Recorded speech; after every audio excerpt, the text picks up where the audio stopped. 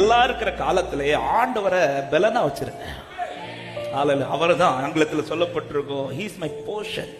என் வாழ்க்கையில பகுதி அவர் தான். ஆமாம், மலையாளத்தில் சொல்ல அவகாசம் அவர் தான்.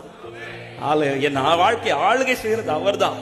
ஆமாம், பலனுள்ள காலத்துல தேவனை தங்களுக்கு முன்பாய் பலனாய் வைத்திருக்கிற தேவ பிள்ளையுடைய வாழ்க்கையில எந்த சோதனை வந்தாலும் கர்த்தர் கைவிட மாட்டார். விசுவாசிக்கிறவங்க நல்ல கைகளை தட்டி சேர்த்து பாடி ஆண்டவரை மகிமைப்படுத்துவோமா?